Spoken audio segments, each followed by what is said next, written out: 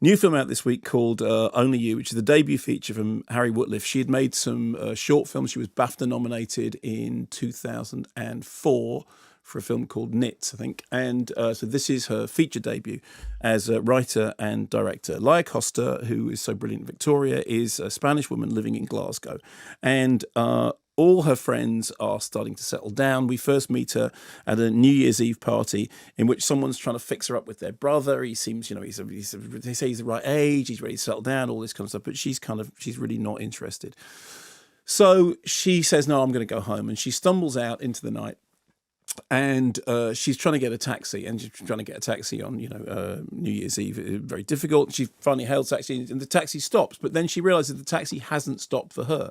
It stopped for this fresh-faced young man, played by Josh O'Connor, called Jake, who turns out to be a PhD student and a DJ on the side. And she says, it was my taxi. And he says, no, it was my taxi. So anyway, they agree to share the taxi. So they share the taxi ride for a certain moment, and then one thing leads to another, and she invites him back to her flat. And when he gets to her flat, because he's a DJ, the first thing he does is he goes to the record collection, and he starts commenting on the record collection, and he pulls out an LP of Blood and Chocolate, the Elvis Costello LP, and he says, wow, this is a great record collection. She says, oh, it's largely my dad's. And so he puts an Elvis Costello track from Blood and Chocolate on, and they start dancing around the room, and one thing leads to another, and a romance begins. And suddenly everything seems to be sort of progressing faster than either of them had thought. And the next thing is he's moving into her flat, but she has a secret that she hasn't yet told him. I have a confession.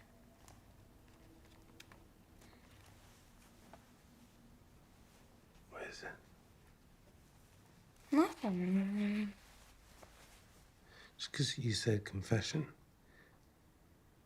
So now I have to hear it. Yeah, you have to tell me.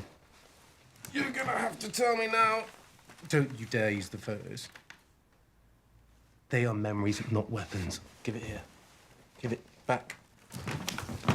Tell me, confess. You have to confess. You have to confess.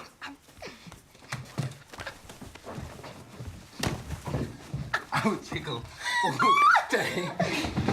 Tell me.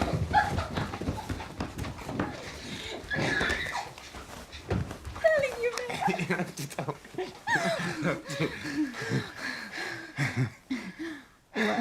What if I am a little bit older than I said I was?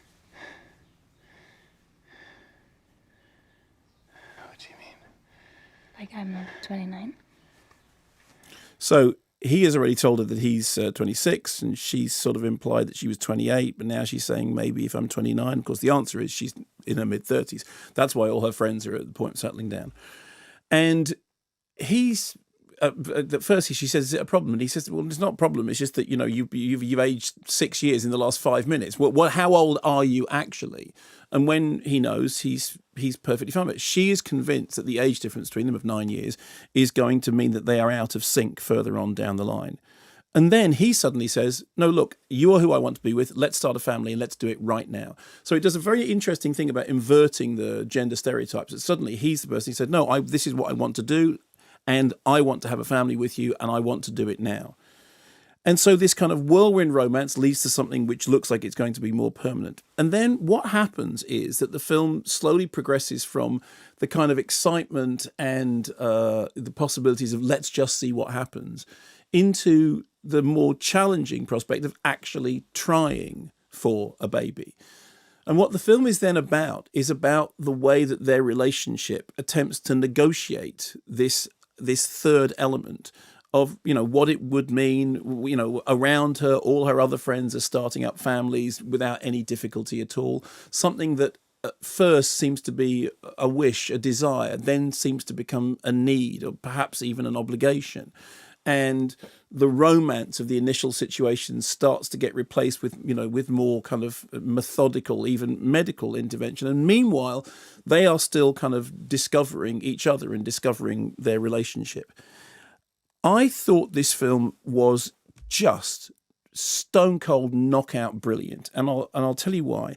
Firstly, I believed in both the characters Absolutely. I just thought, fine. I know who you are, and I absolutely believe in the characters that you're playing. And they're both, incidentally, brilliant actors. I mean, they've both done great work before, whether it's God's Own Country or or Victoria. Secondly, the film has a really brilliant balance between, on the one hand, the sort of dreamy intimacy of new love. It's very good at evoking that kind of skin-prickling feeling of romance, but balancing that against the kind of the more down-to-earth realities of everyday life, of negotiating how it is that you're actually going to work out a relationship, what your dreams, your aspirations are, how they may be different, how they may be similar. And it balances those two elements in a way that just struck me as profoundly realistic. That way that when you're right in the middle of a really intense relationship, that there is still the pressures of real life going on. And she keeps saying to him, "You've got this idealized young view of love," and he keeps saying, "But you are all I want." And the other thing is, if you have any experience of the situation that they find themselves in, the film is very honest and very frank, and has a really kind of admirably clear-eyed depiction of how that scenario, can play out, and what's actually involved in it. And I thought it was very good on the day-to-day details of those sort of things. And then beyond that, it has a brilliant use of music. There is a nice incidental score, which is piano and cello, but it uses pop music in a really sharp way. And most notably, when they come back to the flat at the beginning, when he pulls out Blood and Chocolate, the track that he plays is "I Want You," which is the last track on side one of Blood and Chocolate, which I think was a single. And I know it was a single because it's a single that means a lot to me. And it is such a brilliant choice, because "I Want You" is, on the one hand, it's a love song. On the other hand, it's this kind of anguished Elvis Costello growl. I mean, it starts with this really kind of lovely lyrical, "Oh, my baby, baby," and really sort of quiet. But then it's then got these kind of huge, great big well springs of pain and recrimination and everything. And yet it is also, when it gets going, a kind of funky, sensual, exciting song. And it's brilliantly chosen. I mean, it's like the thing when Barry Jenkins uses "Hello Stranger" in that brilliant scene in Moonlight when he comes into the diner, and that's what's playing on the thing. It's a song that's playing in the scene that is basically telling you so much about what's going on in the scene. So I thought, wow, this is, and the best thing about it is the movie kind of creeps up on you. It's got this very intimate and yet frankly unobtrusive handheld cinematography that really makes you feel that you're, on the one hand, you're in that kind of bubble, that intimate bubble that the couple are in. But on the other hand, it doesn't feel like it's intrusive or like it's voyeuristic or any of that. It just feels like it's kind of giving you a sense of how they feel about each other. And I thought, I loved the way that it played with an inverted and an upturned stereotypes. I loved how honest it felt. And I just, every now and then you see a little film that's, it can't be made, must have been made for tuppence a bag, I can't believe you've done that. Well, but it really got under my skin, and I just thought, wow, this is something very special, because it's honest and it's down to earth and it's gritty when it needs to be, but it's a love story. It's a proper love story about the complications and the confusions and the misunderstandings and the ecstatic excitement and the loneliness of being in love. That weird, because the title is Only You. The title tells you something about what's going on underneath that story.